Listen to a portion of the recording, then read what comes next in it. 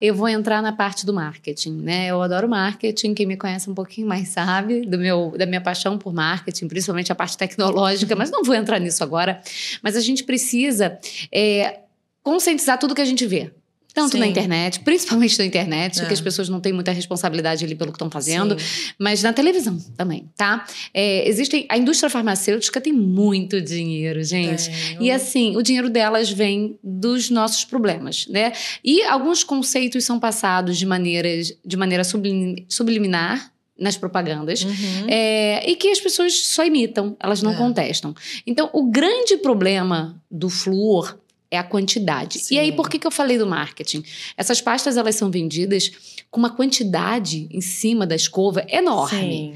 E outra coisa, quem é da nossa faixa etária vai lembrar. O buraquinho da pasta de dente era desse tamanho. Hoje em dia é desse tamanhão. Para quê? Para que saia mais pasta de dente. Então, eu tô falando isso para que a Flávia possa explicar um pouquinho mais pra gente exatamente essa questão de quantidade relacionada à idade do paciente, né? A gente pode falar aqui de uma maneira um pouco mais nerd, de ppm, que é parte por milhão de flúor, né? Porque existem, sim, nas farmácias, pastas sem flúor, pastas com uma concentração menor do que as comuns, né? As adultas, digamos assim, que eu já nem uso mais o nome adulto, porque a gente introduz ela antes, mas as sem flúor, as com menos flúor e as com flúor normal, né? Então, qual seria a indicação de cada uma dessas pastas e a quantidade de pasta de acordo com a idade? Então, sempre creme dental com flúor para todas as crianças quando nós estamos com os pais supervisionando. Você não pode dar o creme dental na mão de uma criança e deixar ela colocar na escova de dente, porque ela vai botar muito. Então, os pais têm que entender que o creme dental é um medicamento. E esse medicamento, ele tem que ser colocado da quantidade ideal para aquela criança usar.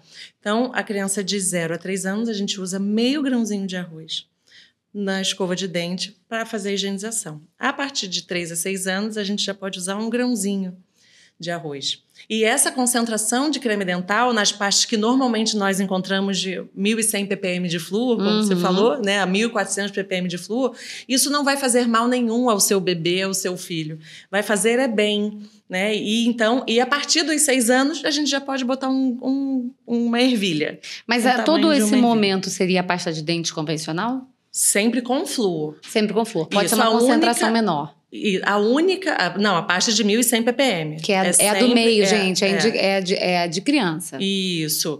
E aí, o único momento que eu indico a pasta sem flúor, eu indico ainda no meu consultório. Eu também. Qual é o momento? O momento que o bebê vai para a creche. Exatamente. Que bom, Flavinha, que a gente indica na mesma hora. Porque o que acontece ali? A tia da creche, a professora, a cuidadora, ela tem várias crianças ali. E você não está vendo quanto de creme dental a profissional está colocando na escovinha do seu filho para higienizar. E também, às vezes, elas querem trazer a independência da criança, a autonomia, que é muito importante. Sim. Mas não pode engolir uma quantidade grande de creme dental com flúor. E, além disso, eu sou da época da... Não vou falar a marca. Não vou porque não tá me patrocinando, não vou falar. Mas uma pasta de dente que tem um bichinho, acho que é um coelhinho. Vocês vão lembrar, que é muito gostosa. Sim. Eu dou, graças a Deus, meu pai é dentista, minha mãe é dentista, mas eu dou graças a Deus de não ter fluorose, que é a doença causada pelo excesso de ingestão de flúor. Então, porque eu ia no banheiro e eu pergunto, quando eu sento uma criança na minha cadeira e eu vejo fluorose, eu pergunto, olhando nos olhos da criança, você vai no banheiro e chupa a pasta de dente? A mãe fala assim, atrás, faz isso não. Eu olho pra criança de novo. Você faz isso? Aí a criança normalmente fala, faço. Porque eu fazia. Eu, quando era criança, essa pasta é muito gostosa. É bala. Tem gosto de bala. Então, assim, eu lá no consultório peço para as mães evitarem essas pastas muito gostosas, porque a gente não tá supervisionando, a gente não tá colado no filho o dia inteiro, né? Vendo as coisas. E eles vão no banheiro como eu ia. Ia lá e comia um pedaço daquela pasta. Porque é interessante. Então, eu gosto sempre de pedir, principalmente quando vai para a escola, cuidado com a pasta que vai mandar. Eu peço para que mande sem flúor, porque realmente não tem controle. Porque os pais higienizando em casa com o creme dental correto, prescrito pelo profissional, de manhã, né, antes de ir para a escola, na hora do almoço, e antes de dormir, aquela escovação que a creche faz, que a escolinha faz, para trazer autonomia, é só uma complementação e é mais realmente para gerar autonomia naquele momento ali. Porque as principais vão ser feitas pelos responsáveis em casa, com controle, com flúor, né, trazendo ali o aporte de flúor necessário naquele momento. Algumas mães me perguntam assim, e era um conceito da odontologia, mas a criança ainda não sabe cuspir. Antigamente a gente pegava essa faixa etária que ainda não conseguia cuspir e usava uma pasta de dente, era indicado usar uma pasta de dente sem flúor. Hoje em dia isso já mudou. Vocês lembram que Flávia falou que é meio grãozinho de arroz? Isso. Tá? E aí tem também um outro conceito que as pessoas falam assim pra mim, mas não faz espuma.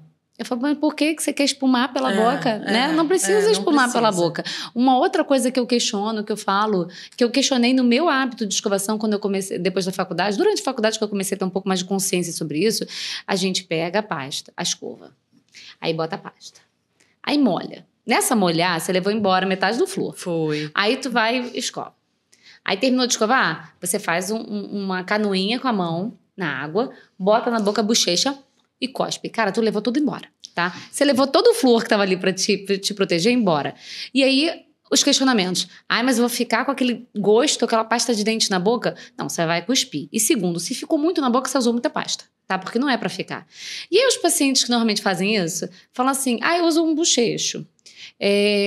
Eu falo, pra que você usa bochecho? A gente já falou aqui nesse episódio que a remoção da placa bacteriana ela é mecânica, né? Então, porque você acha que o bochecho vai fazer o quê? Né? Bochecho é um medicamento de ação local do dentista que tem indicação. Sim. E aí a gente prescreve por um tempo. Não é para ser usado como o marketing vende de maneira aleatória para higienizar. Não existe isso, tá? Não, porque ele não higieniza. Ele não higieniza e traz algumas outras questões ruins para sua saúde. Então, o paciente que normalmente tira a pasta de dente, usa o bochecho, eu pergunto, mas para que você usa o bochecho? Sabe a resposta? Para dar o cheirinho, o gostinho. Poxa, mas a pasta tinha. Você só jogou ela toda embora, então jogou fora. Então, gente, recapitulando. Fio dental, adulto e criança, tá? Criem uns momentos. As crianças, elas querem fazer tudo que a gente faz. Sim. Né? Eles adoram... eu pegava a roupa da minha mãe para usar a roupa que ela usa.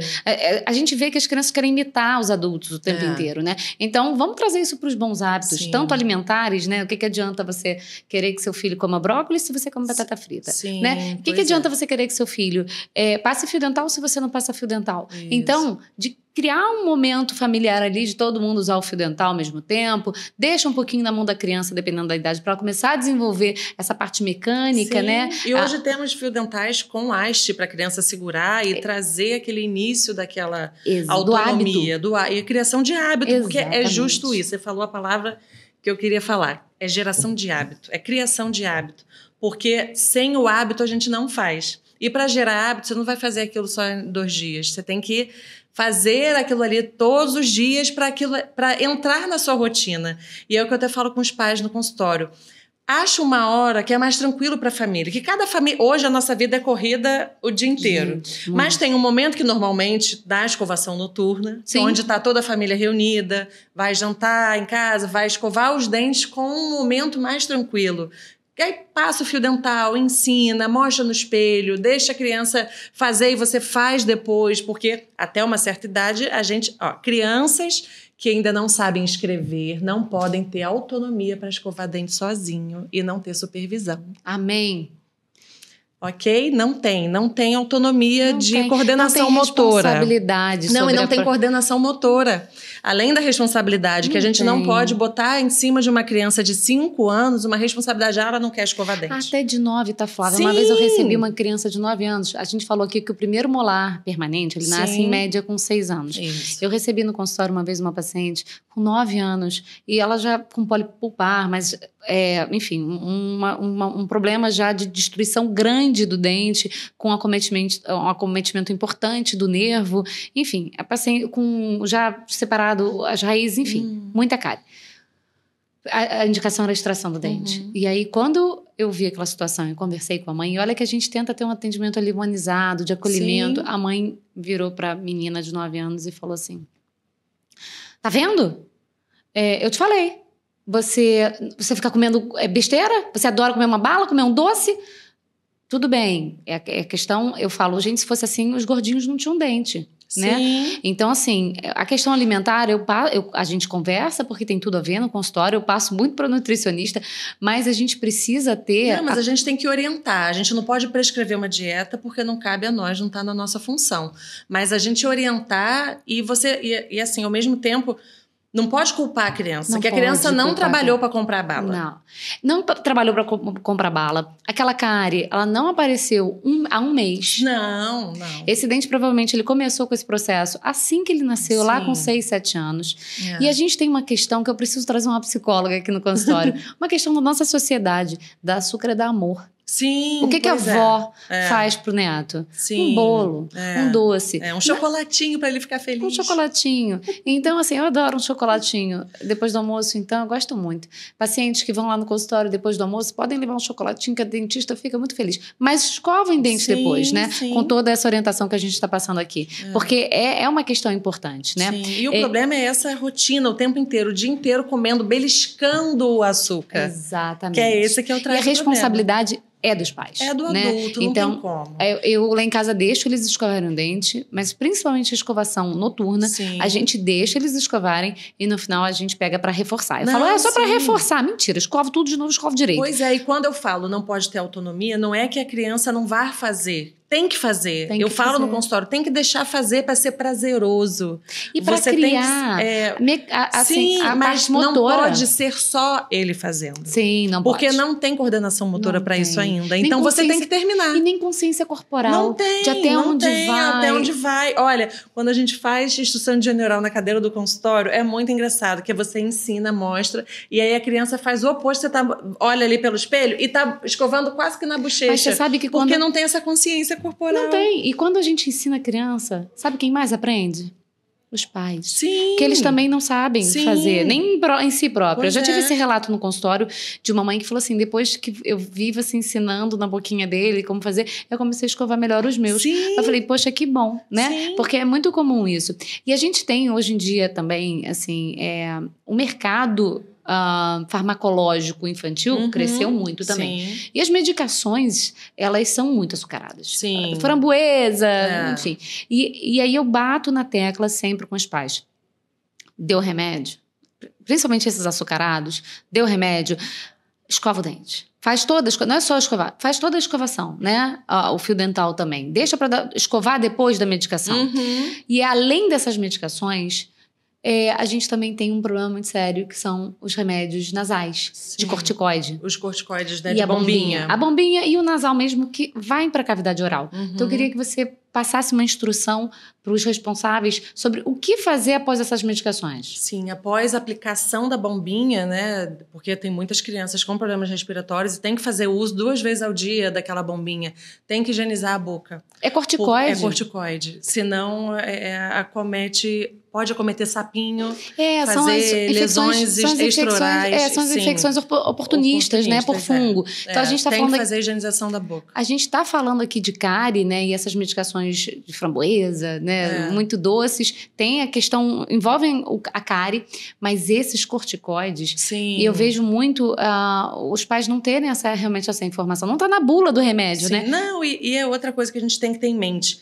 A medicação, ela vai ser um a mais se você não escovar direito. Porque é mais um aporte de sacarose, né? Sim. Muitos estão vindo aí com substâncias que não são sacarose, né? Com alguns adoçantes Mas e são tudo açúcares. mais. Mas é aquilo. Se você está com a higienização ok, se você está escovando direitinho, está usando fio dental, né? Aquela medicação não vai ser o problema de dar cárie, porque a gente escutava muito, tomei certo remédio. Sim, aí deu cárie. E deu cárie. Ele toma muito esse remédio, então tá com a boca cheia de cárie por causa do remédio. Não é o remédio. Não é sozinho, não é o remédio sozinho. Não é ele sozinho. Então, assim, é a falta da higienização que não tá acontecendo, junto com todo o resto alimentar que ele tá sendo, né, entrando aí essa quantidade de sacarose muito grande. Essa é a questão dos adoçados, né? Sim. Mas tem uma situação dos corticoides que é cândida, gente. A gente chamava de sapinho. Eu, uma vez também no consultório, um paciente com dermatite, assim, com muita bolinha. Dermatite perioral fica. A mãe estava super preocupada, que já tinha ido a alguns dermatologistas e não resolvia. Meu filho usou usou bombinha durante um tempo, com aquela máscarazinha, né? Com espaçador. E eu perguntei para essa mãe, eu falei, ele tá usando bombinha? A mãe falou assim, usa. Eu falei, é isso. Ela, mas eu escovo o dente depois de usar a bombinha. A pediatra orientou. Eu falei, você tem que limpar o rosto. O rosto, pois é, tem que passar sabonete em volta. Né? E isso é uma infecção normalmente por fungo, né? Infecção oportunista. Então, é importante esse controle de higienização intraoral e extraoral. Sim. Que o dentista também atua extraoral, tá, gente? Cabeça e pescoço, a gente também atua. Então, a gente também pode e deve passar essa orientação para os pacientes sobre essa higienização extraoral. Existe um assunto que na internet aí eu fiz um episódio com uma nutricionista, que é minha nutricionista, e a gente pegou um corte que realmente está tendo muita visualização e muito compartilhamento. Sim. Falando sobre a cárie de mamadeira. Sim. Gente, a coisa mais triste que tem é que quando a gente pega um paciente no consultório com cárie de mamadeira, porque ele acomete vários dentes na frente, principalmente os da frente, e ele vem exatamente, olha o nome que se dá, cárie de mamadeira. Então, eu queria que você falasse um pouquinho sobre isso. Sim, porque o que acaba acontecendo? A mamadeira, ela acaba sendo adoçada. Não é só o leite que está ali. Então, aquela chacoalhada ali dos complementos da mamadeira. Sim. E aí, você acaba adoçando aquilo ali e levando o açúcar para a cavidade oral do bebê. E normalmente, mama e dorme, não vai ter higienização. E o que acaba acontecendo é aquele leite adoçado fica parado ali na boca. A placa tá ali e aí a atividade de cárie faz a festa. E é uma cárie rápida, de acometimento rápido. Porque quantas vezes ao dia aquele bebê bebe aquele leite açucarado? E ninguém escova depois. E não escova depois. E quantas noites ele bebe? Às vezes às madrugadas passando bebendo também. Eu entendo, assim, por ser mãe, a gente entende que a gente quer que a criança durma. A gente quer dormir e a gente quer que a criança durma. E muitas vezes, depois do mamar, a criança pega no sono. Sim. A gente precisa, claro, higienizar após a mamada. Mas a gente precisa entender... até que ponto a criança... Você acorda de madrugada para comer? Não. Um tio meu me fez essa pergunta. A gente não acorda de madrugada para comer. Então, a criança, muitas vezes, dependendo da idade, claro que recém-nascido precisa de uma demanda maior, calórica, mas a criança maiorzinha, ela não precisa de alimento durante a madrugada e nem muitas vezes para dormir, já jantou. Né? As crianças já comem. Mas tem um leitinho antes de dormir. É o hábito. Né? É o hábito oral, né? A sucção, ela traz esse relaxamento e a criança dorme. Mas a gente precisa. Tem a questão do bico, que aí vai interferir em maloclusão, e esse é um outro assunto que a gente pode marcar depois. Mas tem a questão, eu sempre peço pra mãe o seguinte, bota no copo. Sim. Começa a trocar pro copo, porque ele não vai pegar no sono tomando leite no copo. Tá? Então, fica muito mais fácil ele ainda estar acordado no final para que você possa fazer a higienização. Então, a grande dica é, vamos trocar para o copo. Compra um copo legal, né? Sim. Porque a criança, ela tem esse apego com o mamar, né? Sim. Seja o peito, seja a mamadeira, seja a chupeta. Então, que são outras questões que a gente depois também pode falar sobre isso e sobre as consequências disso, mas... A mamadeira à noite, ela com muita facilidade traz essa cárie cárie de mamadeira. Então, fazer essa transição para o copo, dependendo da idade da criança, e até trocando ideia com o pediatra que acompanha a criança, é muito importante exatamente para que essa criança não pegue no sono. E você, gente, que mãe vai acordar a criança para escovar o dente, Flávia?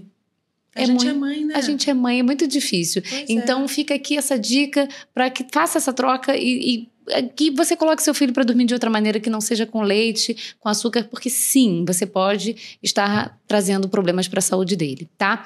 E eu tenho certeza que nenhuma mãe vai ficar feliz de vê-lo na cadeirinha do dentista, precisando ser anestesiado e precisando fazer vários, não é um dente, vários dentes. E da frente, né? Então, é muito triste. Então, eu não desejo isso para mim, não desejo isso para Flávia e nem para ninguém que está assistindo isso com a gente. Queria agradecer demais a sua presença aqui comigo. Foi maravilhoso. Espero que o nosso bate-papo possa ter trazido muita informação para vocês. Sigam a doutora Flávia Flores no Instagram, nas redes sociais. Ela traz muita informação de qualidade. E se você gostou desse episódio, ativa o sininho para não perder nenhum novo episódio. Se inscreve, deixa um like, compartilha esse episódio no grupo. Olha, a gente passou tanta informação de odontopediatria, então você tem obrigação de compartilhar em grupo de mãe da escola, em grupo de condomínio, grupo da família, tá? Porque informação nunca é demais. Sim. Gratidão, Flavinha, por você ter vindo conversar comigo. Muito bom. Você já está convidada para os próximos, tá? Já estou animada. Quando o assunto for odontopediatria, que vocês mandam. Eu acho interessante que as pessoas mandam para mim assuntos, né? Então, quando a gente tiver odontopediatria no meio, se prepare. Pode perguntar, você receberá um convite. Gratidão. Obrigada.